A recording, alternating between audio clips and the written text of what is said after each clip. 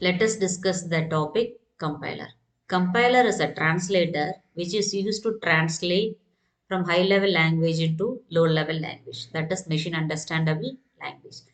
Compiler takes the whole program and converted into the machine understandable code. During the compilation, if you have any error in your code, it will notify to the user.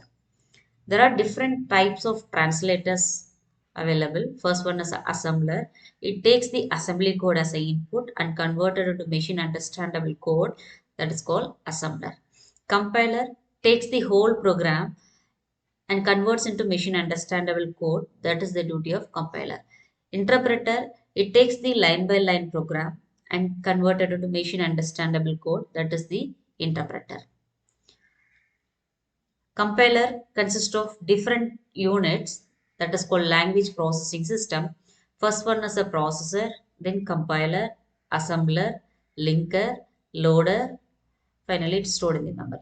That is, preprocessor takes the input as a source code and it is converted into pre-processed code, and this pre-processed code is the input for the compiler.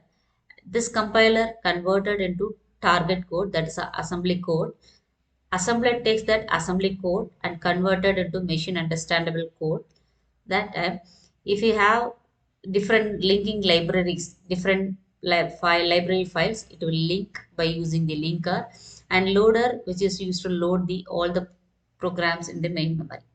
This is the language processing system. Compiler design consists of several phases, that is totally 6 phases are there. First one is a lexical analysis, syntax analysis, semantic analysis, intermediate code generation, code optimization, code generation. That is, lexical analysis reads the sequence of character as a input and it process and produce the token. That token pass to the syntax analysis. Syntax analysis produce the output as a parse tree that pass to the semantic analysis. Semantic analysis read the input as parse tree and produce the output as annotated parse tree.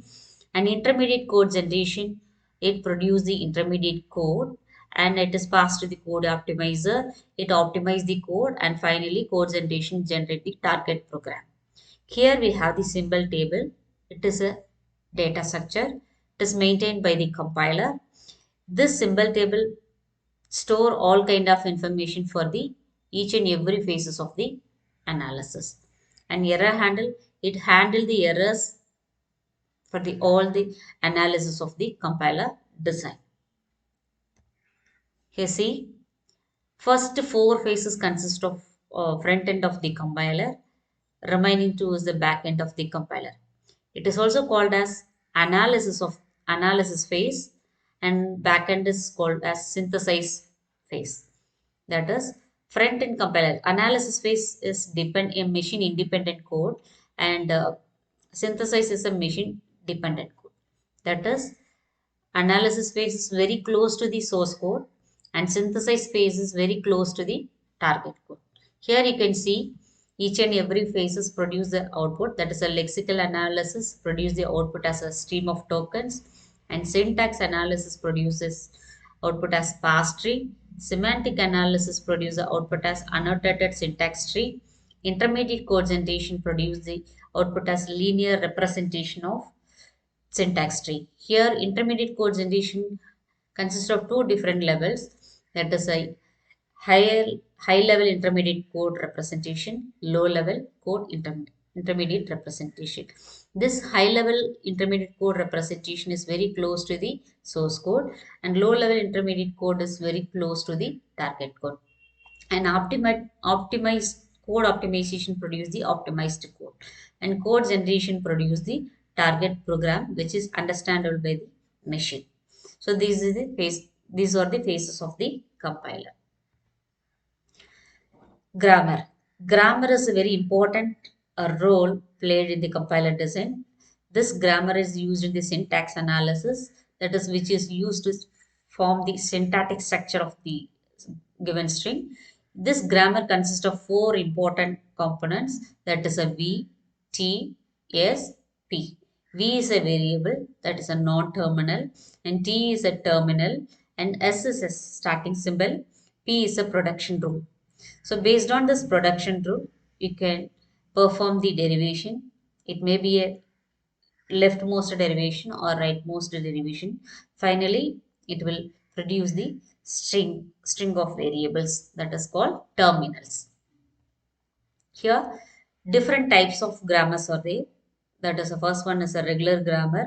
It is also called type 3 grammar. And then context free grammar. It is also called as type 2 grammar. Context sensitive grammar. It is a type 1 grammar. And unrestricted grammar, type 0 grammar. Here, each and every grammar follows certain rules and regulations. Based on that, it will produce the output. And here, each and every grammar is recognized by the different automata. That is, regular grammar is recognized by the finite automata. This finite automata again classified into two types, that is an NFA and DFA. NFA is non-deterministic finite automata. DFA is deterministic finite automata. Then context-free grammar is recognized by push-down automata.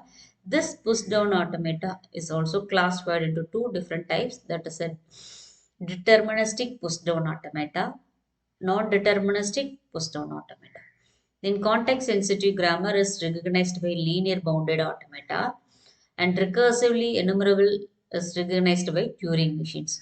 When we consider the power of each and every automata, here Turing machine is most powerful than the others. This parse tree is in the syntax analysis phase. That is, you have to generate the parse tree for the given expressions, given string. So here the parser, there are two different types of parser are there. First one is a top-down parser, another one is a bottom-up parser. This top-down parser is working from the root node to leaf node. It derives based on the leftmost derivation. Bottom-up parser, it works from the leaf node to root node. It's working based on the rightmost derivation in reverse. This bottom-up top-down parser again classified into two different types, that is a recursive descent parsing and LL(1). That is, it is also called as backtracking. That is, it perform recursively. And LL(1), that is the first L indicate the left to right scanning and second L indicate the leftmost derivation. That is top-down parsing working mostly based on the leftmost derivation. When we perform this LL(1), you have to eliminate the left recursion, left factoring. Then you have to find out the first and follow. After that, you have to construct the table. Using that table, you can implement in the stack and it will produce the string, that is LL(1). And bottom up parser, this again classified into LR parser and operator precedence parser. This operator precedence parser working based on the operator precedence. And LR parser. First L indicate left to right scanning, R indicate reverse rightmost derivation. This LR parser again classified into four types, that is LR of 0, SLR of 1, LALR of 1 and CLR. That is, SLR is simple LR parser, LALR is look ahead LR parser, CLR is canonical LR parser. So when you compare top down and bottom up parser, which is most powerful, that is a bottom up parser is most powerful. Thank you.